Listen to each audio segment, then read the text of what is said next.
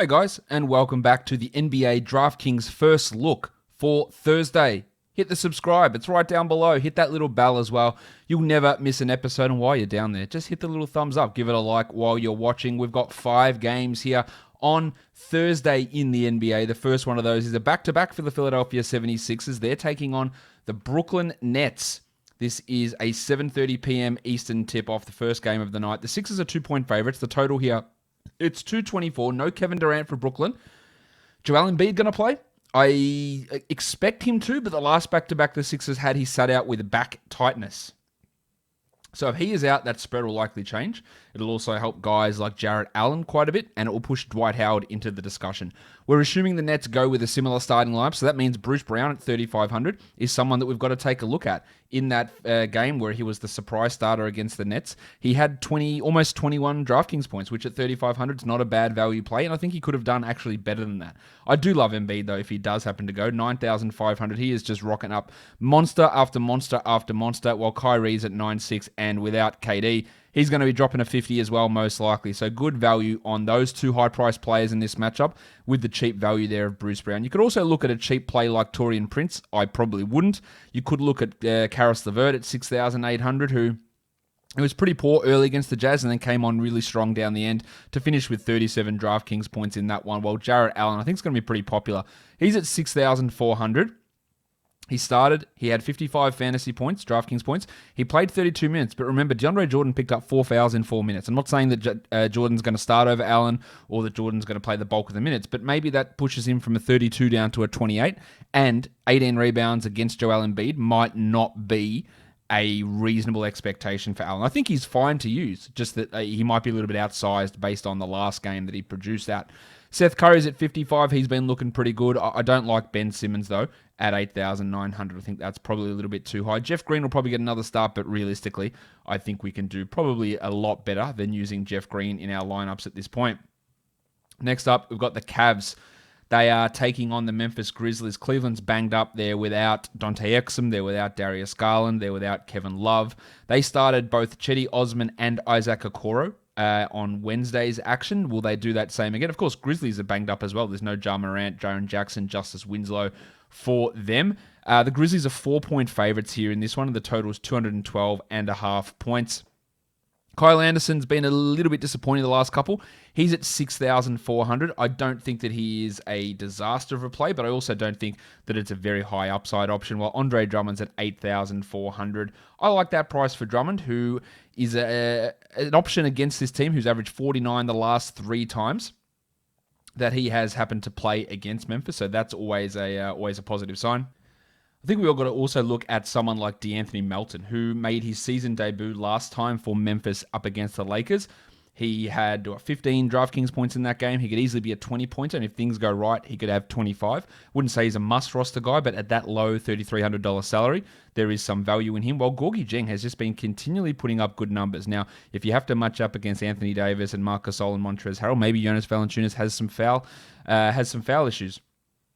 Oh, sorry, that was the last game. Sorry, when you're matching up against Andre Drummond, there is still some concerns about foul issues. So perhaps someone like Jeng could get some extra playing time here, who's averaging, 24 over the last 3, and at 4,100, he's been a relatively strong option. Brandon Clark's at 53. I don't really see much upside in that, and Tyus Jones at 56 similarly. Dylan Brooks at 6,300 feels a little bit on the expensive side to me, given his proclivity for missing shots consistently.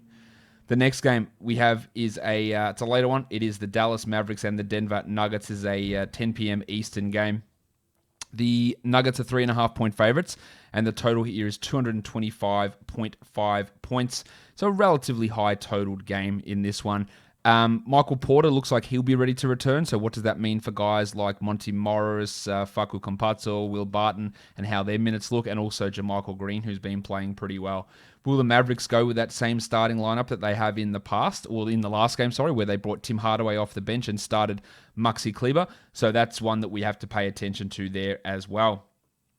Other news that we need to look at for this game here for Dallas, of course, they are without Trey Burke, so there's going to be perhaps some more minutes for Jalen Brunson. We saw how good he was in that game without Doncic. He's not going to have that same opportunity, but he is at 3,300, so I'm not completely against looking at Jalen Brunson at that price. I think there is some value in him there at that salary. I like Doncic at 10.5, though. Who doesn't like Doncic? Who got back on track in the last game with a 72-point triple-double, which is obviously really strong for us. Michael Porter's at 71. I don't think I'd want to use him in his first game back, while Jokic at 10,900.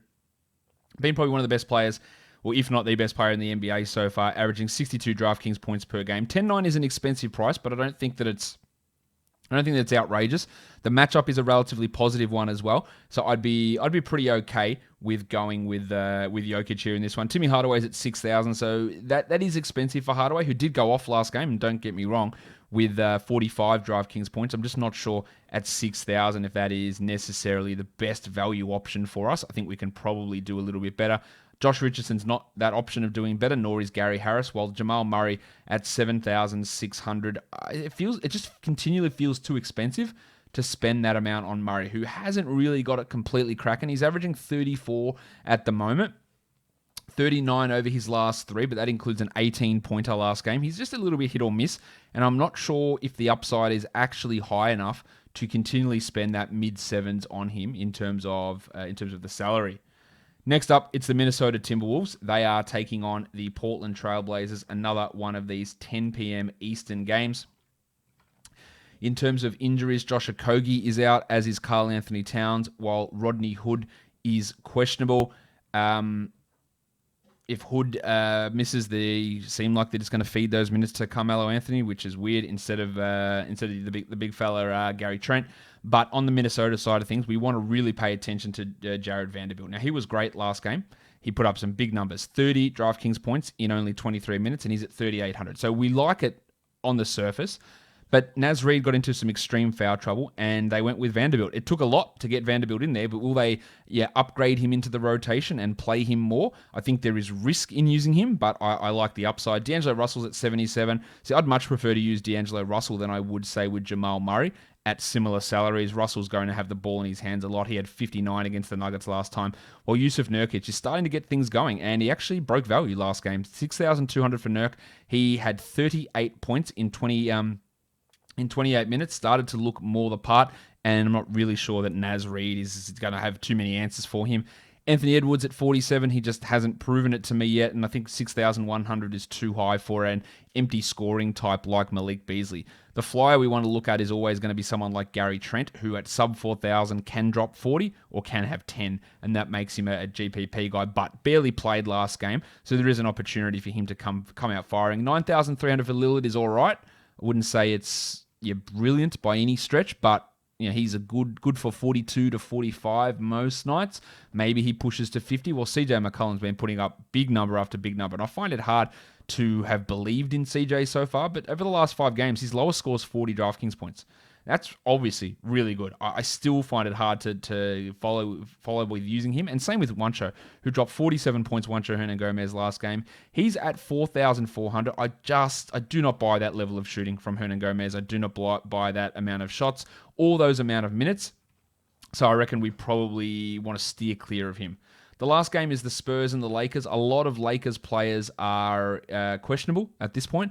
Anthony Davis, LeBron James, and Kentavious Caldwell-Pope, the other one who's questionable. No Derek White, of course, for the Spurs. DeJounte Murray's at 6,900. I do really like that one for DeJounte. That looks to be a good price. I like LeBron at 10,000 if, of course, we get word that he is playing. I don't expect him not to play. And Anthony Davis is at 9.8, also another great option. Now, I'm less confident in Davis playing.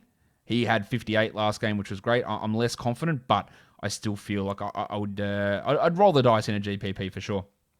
4,300 for Lonnie Walker is not really intriguing. 7.9 for DeMar DeRozan similarly, while Keldon Johnson's all the way up at 6,500. And we liked what Johnson's done so far this year, but do I want to spend 6,500 on Keldon Johnson? I just think that eliminates so much of the ceiling type value that he might be able to give you. Lamarcus Aldridge is an interesting punt option because not many people are going to use him. He's struggled. He's at $6,000 only. How often have we seen Aldridge at such a low price?